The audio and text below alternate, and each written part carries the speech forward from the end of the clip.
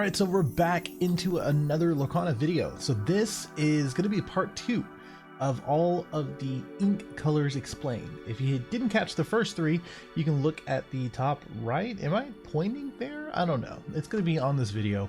You can click on that and then check that out. We're going to look at the last 3, and if you have any questions, definitely let me know in the comments below. Alright, Ruby. So Ruby is going to be a pretty defining color, at least in testing. I think it is going to be a color that people are going to be leaning towards because there are so many powerful things within the color. And I think as long as you support and, you know, give a little bit to the color and give some options and consistency, whether it's through purple or blue, to ramp into the bigger costs and things like that, then you should have a good time. And I think this color is also just going to be one of those things where it probably will get better over time as well. Like right now it's good, but I think if they continue to print the same type of things, then it's going to get better as well. Now, when we're talking about the types of things that Ruby offers, there's pretty much like any other card game, Magic, DVS, any of the card games. Red is definitely aggressive, right? It has the rush keyword, which means as soon as something is played, you can challenge something. You can't quest, but you can challenge something. Reckless is also pretty common in this, along with obviously Emerald that we went over in the other video. And putting those two things together basically means that any of the things that you quest, as in the opponent, or if you're playing Ruby, anything that your opponent plays and then quests, it's not going to be very safe, right? It's going to be swung into, and the benefit from this outside of, let's say, Steel, right? Steel says, hey, I'm going to choose something, I'm going to ping it down so that way it gets removed. Red says, I'm going to rush something and I get to keep that body. And a lot of the bodies that have Reckless can't obviously quest, but the things that do have rush, you get to keep that body to use that against something else or to quest with it. So there's some cool things that you can kind of consider when making those comparisons for removal and just ink general like selection. The part of it is big removal, and when I say big, I mean big, right? So we have Maleficent and a couple others that say, I'm going to remove you. That's it. You know, you get a body and just gets removed. But the other part of it is that is the only color that has, quote unquote, from Yu-Gi-Oh, a dark hole. It removes everything off the board, and right now I don't think even Ward gets around that because it doesn't choose, right? It just says everything gets off the board and you banish it, which is really ridiculous. We'll go through that in a second. And of course it has the infamous Mickey Mouse. It's just Mickey Mouse. All right, so some of those Reckless and Rush cards I was talking about, there's a lot of cool things that you can do with it. One of the ones that I don't think this is, oh, it's in the other one. Gaston and Peter Pan are kind of the epitome of, you know, low cost, silly things out of Ruby, right? He says, Gaston says Reckless, as in he's a 4/2, he has to challenge and he can't quest, which means any of the 4 cost bodies that have 4 health or less, it's pretty much just gonna get run into Gaston, right? The other thing about it is that Peter Pan's kind of the same thing. It's just that now you have access to lore and as well as rush, or well, not rush, but a 3 willpower instead. A little bit weaker, doesn't have ink. You can't place into your inkwell, which is kind of lame because most of these things are so weirdly designed for things you can place in the inkwell. Speaking of Maui, he has both Rush and Reckless. He's only a 5 cost, and when I say only a 5 cost, when you pair this with blue, you can get to 5 turn 3 with Mickey Mouse or any other ramp option, and you can just swing into something with Reckless and as well as Rush, or just really Rush is the biggest thing. Just tearing something down that has 6 or less health, and him having 5 is so big. Like if he was a 6/3, he wouldn't be the best red card that you can play. Like he's in the top 3 easily. Maui is just like super good. There's like an automatic 4 of because he is inkable. If he wasn't inkable, that was another weird design choice in my opinion.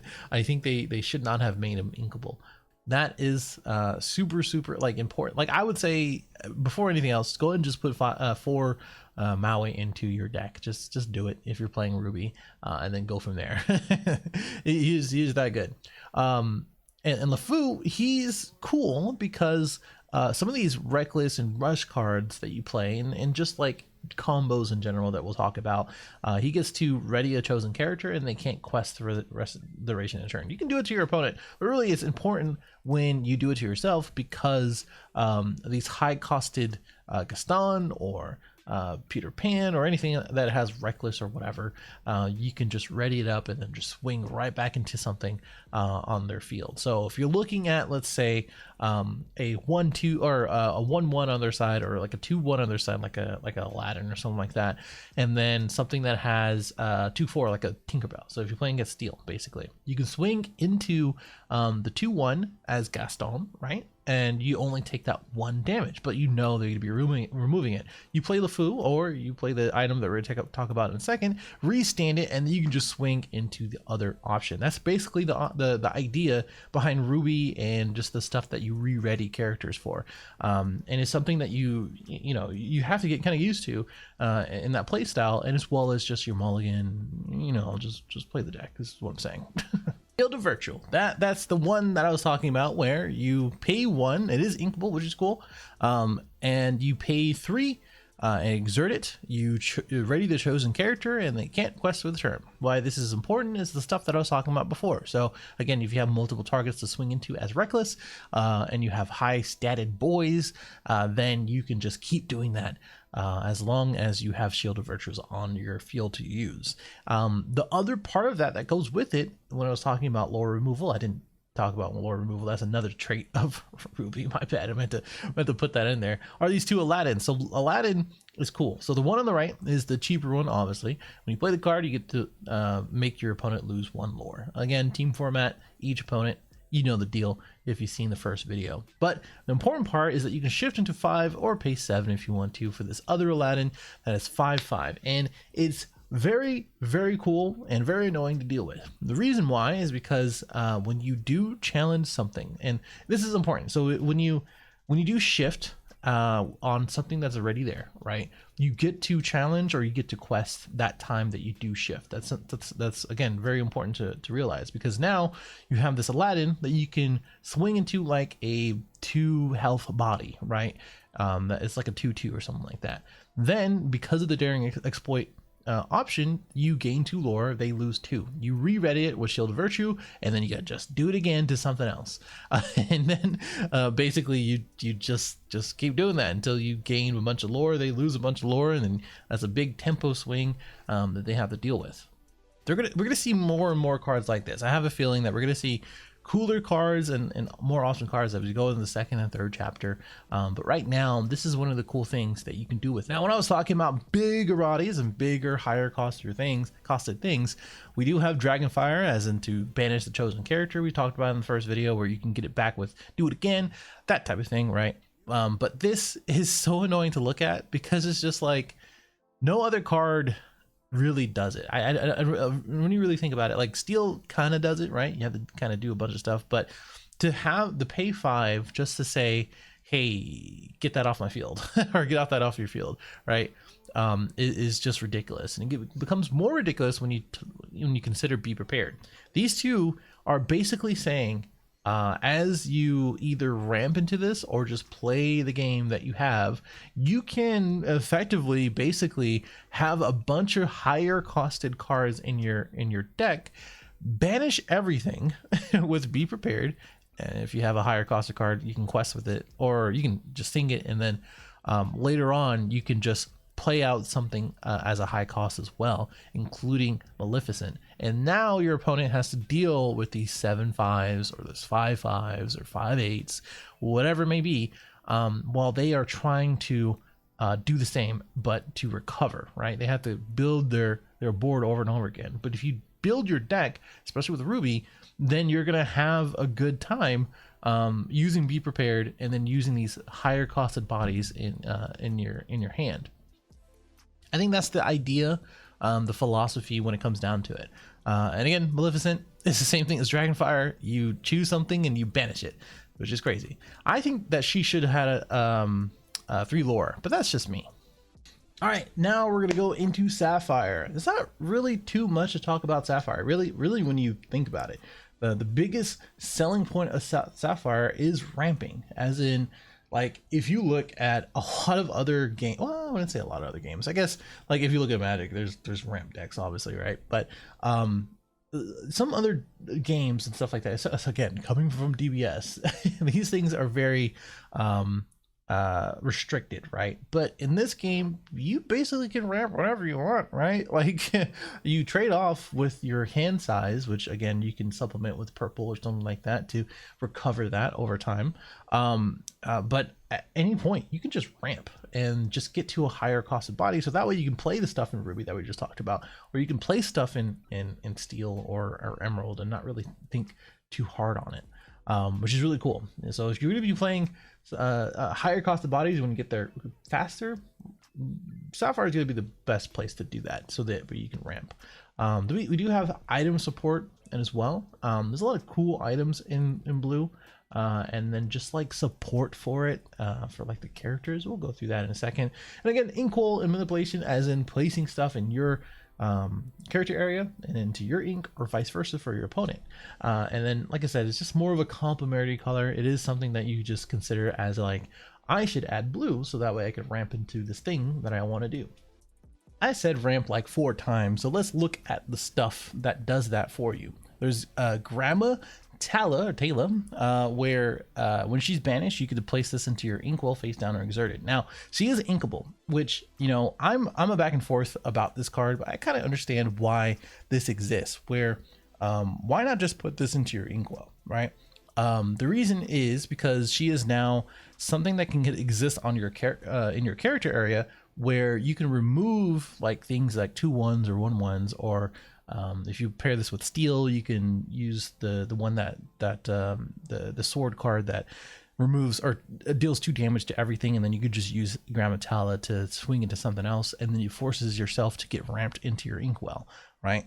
And she just chills there because she has that one lore that she can gain every turn, and if they want to swing into it or remove it, then you gain that back into your inkwell. It doesn't go back to discard. So I definitely see the value of Grandma, right?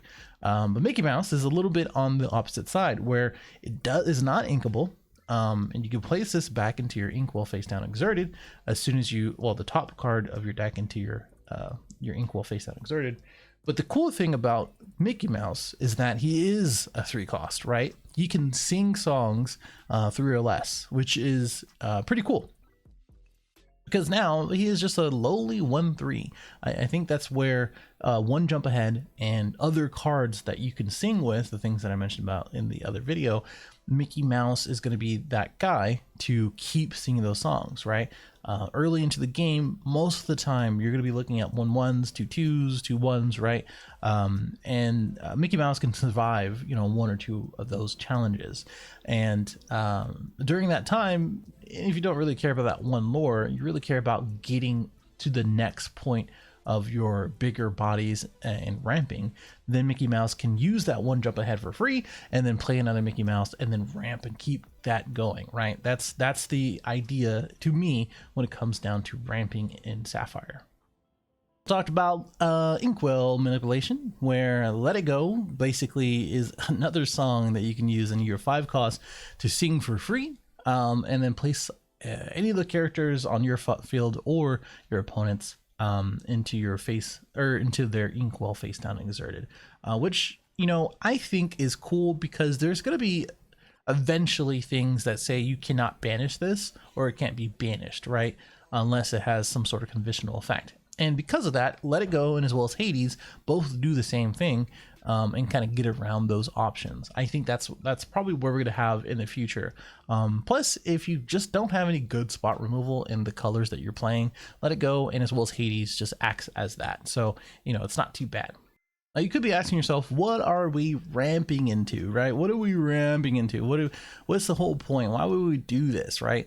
Well, Ursula is super annoying. I talked about it before in the previous video, where she is just a 2/8 that gains 3 lore every single time that she's on there, and you get the draw cards and stuff like that, right? She is a 7 cost, which is just hefty in general without Inkwell, or not being able to be in the Inkwell is just annoying, but it is kind of worth it because now, you know, you can get there pretty fast, like turn 4 or 5, and then just have a bunch of Ursulas on the board that is hard to get rid of. Same thing with Aladdin, with the stuff that we talked about in Ruby, and Hades is very niche. I don't think there's going to be too much play in Hades, but it is something to consider if you are going to be going down that route for ramp, and as well as using his shift ability. Hopefully, sadly, he isn't a shift 5. I think shift 5 is probably that sweet spot for him, where if you're going to be playing a villains deck, you get to have more lore, basically. And if you have multiple Hades, these guys stack too, which is cool. And then finally, we have the Mickey Mouse. So if you're playing red, getting to 8 isn't too bad with Sapphire. And I mentioned Mickey Mouse. This is the Mickey Mouse. There you go. He has 4 lore, evasive. I think he's the only guy with 4 lore and evasive. So, you know, it's Disney. Come on now. And of course, we cannot forget Belle, where, you know, remember that all that spot removal? This is a big reason why you probably need that, where if you have 10 or more cards in your Inkwell, it gains 4 lore, which means you can quest for 5 lore as Belle. And Read a Book says you can put an additional card in your hand and your Inkwell from your hand face down. And that's cool. I think it is really cool in order to get to that 5 or that 10 Inkwell, but you'll find it pretty hard in general because obviously you just need the hand size. It's just not very easy to get that hand size back as you put more and more into your Inkwell, but it does allow for different plays and things like that in order that you couldn't do anywhere else. But Belle is a huge reason why you would be playing ramp, and as well as Sapphire. She is a very strong card. I've won by playing 2 Belle in 1 turn, passing. They couldn't get rid of them, and I just, you know, I get 10 lore. Like, that's kind of ridiculous, right? And of course you can pair this with stuff like that has a ward, or that gains ward, which Aurora, which is not pictured anywhere here, gains or gives ward to everything but herself. So that is something to consider. Again, that's why red is so powerful, where Be Prepared just kind of ignores all of that. So yeah, pretty cool. Speaking of that item support, we do have Tamatoa. Wait. Speaking of that item support, we do have our golden crab, very shiny, Tamatoa, where he basically gets 1 lore for each item that we have. So similar to Belle, you get that extra boost, and also whenever you quest or play him, you get an extra, or you get an item from your discard. Which these items on the bottom, which there are plenty of the items, but both based on Amber and as well as Sapphire, there are just cheaper items and cooler items you can play. So because they are cheaper, you can pair that with Maurice, where whenever you quest, you can pay 2 less for the next item. You can pay him for free if you want to, or just for cheap. And whenever you do play an item, you get to draw a card. Belle does that kind of as well, where you pay 1 less anytime you quest. All 3 of these guys are really good in correlation to each other. The only issue is that they're kind of hard to stick regardless of their stats. Like Maurice and as well as Tamatoa have great stats, especially if you ramp into them. It's really hard to get rid of. But again, if they have spot removal, or if they have stuff that returns back to hand, it does get a little annoying, which in this game you'll find in the format is, you know, as you set up stuff, people are going to try to disrupt it as much as possible. So yeah. We have Scepter that gives support, Dingle Hopper that every turn you can remove 1 damage, Coconut Basket that you can play a character, especially if you pair this with like Stitch or something like that, you get to remove a damage from the chosen character.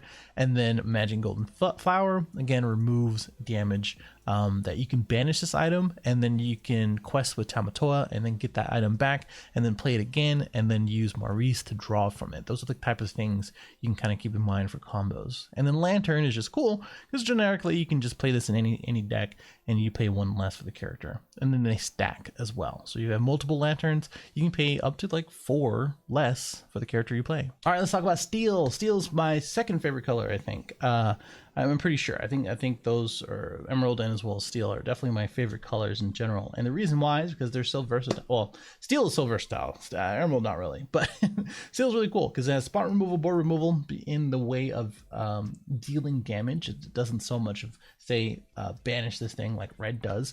It does have bodyguard support, albeit only a few cards, but you can see what I'm saying in a second. Item removal, which is super random, but probably not as relevant right now. I think in the future, steel should be looked towards that. And then I think it is a good base color. So if you want to like say, I want to build a deck, okay, I'll be like, start with steel and then go from there. Talking about the steel cards, Captain Hook is cool. Captain Hook basically says, I'm playing this turn 1. If you play anything and quest with it or exert it or whatever that doesn't have more than 3 health, it's gonna die, right? And the cool thing about Captain Hook, which is not shown here, is that you can shift on top of him, and it's gonna be the early shift that you can have at 3. And we'll talk about that in a second. Fire the Cannons is really cool because it just deals 2 damage on the character. The only downside of this is it doesn't have the Inkwell option, which really sucks. I think this one should have had it and then Smash didn't, but a little bit of vice versa. Smash does 3 and then Fire the Cannons does 2. But I think the reason why is because Captain Hook, the 4 cost, you can grab a Fire the Cannons from your discard and then use that over and over again. I think people will probably use this a lot more often if it did have the Inkwell for both of them. And then Tinkerbell is really cool because now Tinkerbell says you can shift on top of the 3 cost Tinkerbell, the 2/4, and for 4, and then you basically deal 1 damage to all the opposing characters, which basically this is like one of those cards that mitigates aggro and as well as just overall board control, because now you're using Fire the Cannons, using Smash, using Tinkerbell, and as well as the sword card that does 2 damage to all characters. And whenever you do challenge and banish something with Tinkerbell, you can do 2 damage to another character. So you're basically just controlling the board over and over again through all of these pings and as well as damage, which is really, really good. And the downside is that all of these just lose to ward. So yeah, that's annoying, huh? Now the bodyguard stuff that I was talking about, Hercules is cool. This is a 3/3 that has Inkwell. I mean, it's just a good card. Like I mean, I don't have anything against Hercules. He does his job pretty well. Same thing for Donald Duck and Mickey Mouse. It's just that these guys are very specific in the use case, right? So if you're going against something like Stitch, they all usually have 2 attack or 2 health, I should say.